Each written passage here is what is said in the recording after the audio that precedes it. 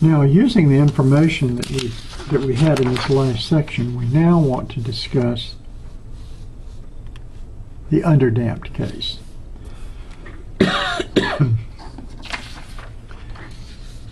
To recall what we have, we're now going to work on section 31.3.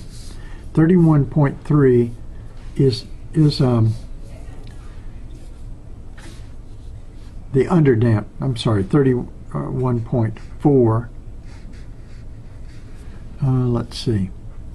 Well, I've just discussed the overdamped case, and I've discussed this critically damped case as a linear combination. So I've actually discussed both of these. So in the last section, 31.2, I really did section 31.3 also. So let's move on to section 31.4. So 31.4 is where we need to discuss this this underdamped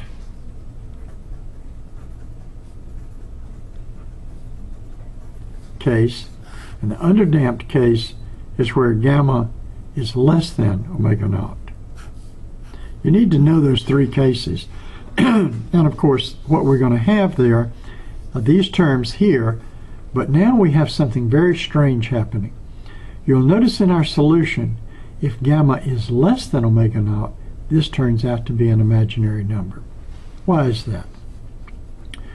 Well, if gamma is less than omega naught, then we get the square root of gamma squared minus omega naught squared, but this term is larger, so we have a negative sign, so we can rewrite this as the square root of omega naught squared minus gamma squared times a square root of minus 1.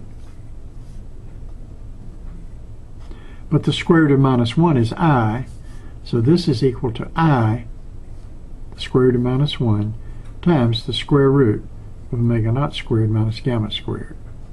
This is now larger, so this works, and this is some number. And we're going to define that number as omega, which is by definition now the square root of omega naught squared minus gamma squared. You'll notice that omega is smaller than omega naught. It's a smaller angular frequency. So if the more friction we have, the smaller the angular frequency has to be, will be. And in fact, if you have something like a pendulum that's swinging, that means the more friction it has, the more it's going to slow down the angular frequency, omega, until it gets smaller and smaller, until finally you'd end up with a critically damped or an overdamped situation. Well, how do we handle this imaginary type of exponent? Well, that's what we're going to see here next. We're going to look at our equation here and write it in the following form. Q is equal to a e to the minus gamma t times an e to the I, and now the square root becomes just omega times t, plus another constant b, e to the minus gamma t, e to the minus I omega t. Remember, one of these is positive, the other is negative. There's the plus sign, there's the minus sign for those two.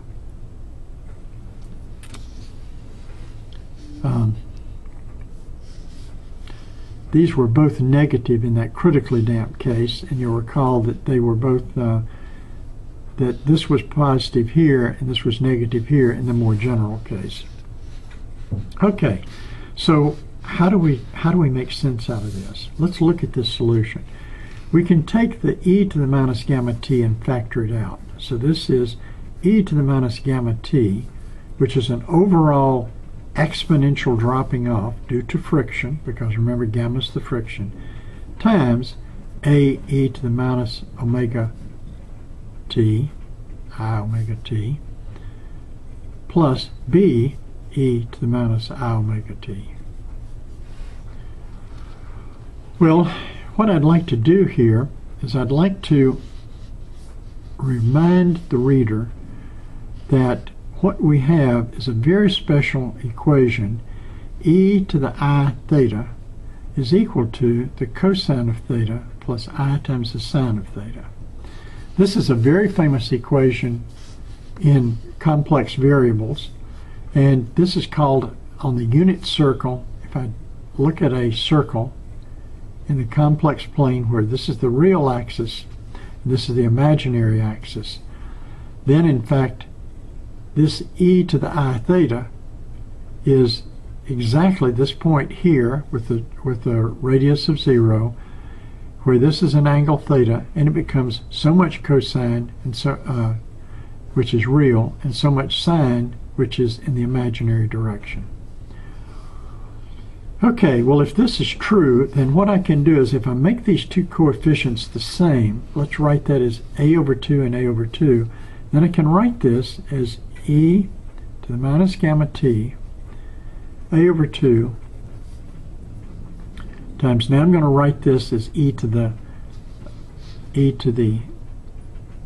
I omega t. That should have been positive, I omega t, and e to the minus I omega t.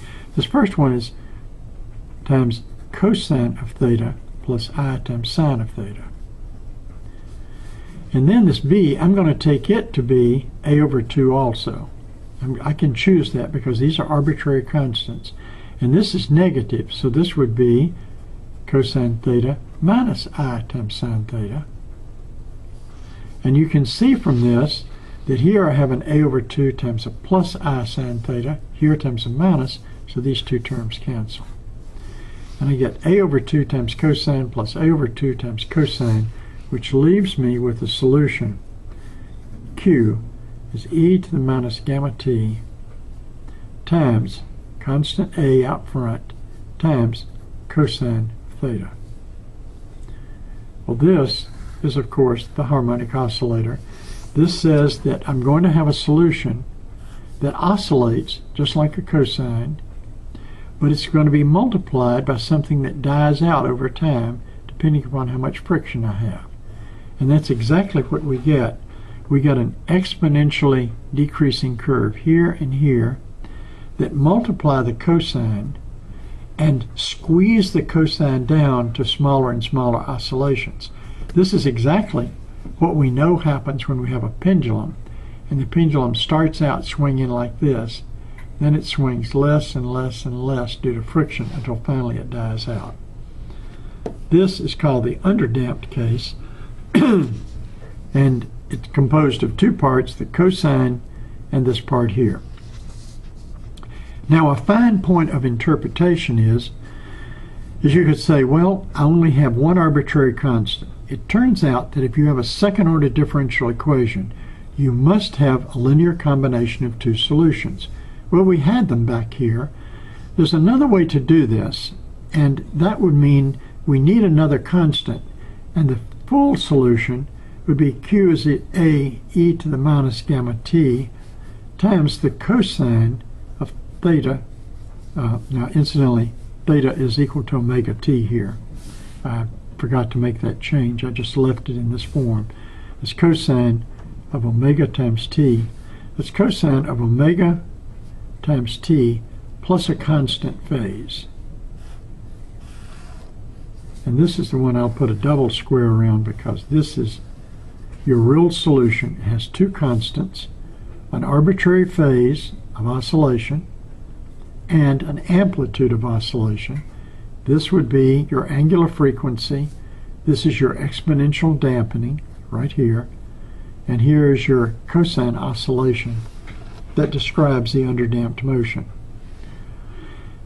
Therefore, I can have an overdamped case where I have a lot of friction if this is the case. I can have critically damped if this is the case and this is the solution. So that's one solution. Here's another solution. And here's the final solution if it's underdamped. And so whichever one of those it is, I then go back and remind you that what we have for the general solution, Q, general solution inhomogeneous, is equal to Q, general solution to the homogeneous. Now what is that? That's this one right here, this one right here, or this one right here, depending upon which of the cases we have, overdamped, critically damped, or underdamped, plus a Q any solution that we can find to the inhomogeneous. Now the inhomogeneous would be either where we put a battery in that circuit, or where we had like a battery be a voltage V, or where we had an oscillation like a voltage E to the I omega times T. That would give us an oscillation. So if you have an alternating current, a direct current, or no current powering this at all, that would define what type of inhomogeneous equation we had, and that will be a separate topic. So this finishes the general homogeneous solution, either with a constant voltage or with no voltage being applied to it. I have not solved yet the situation where it's inhomogeneous and you have an AC voltage that's applied to it.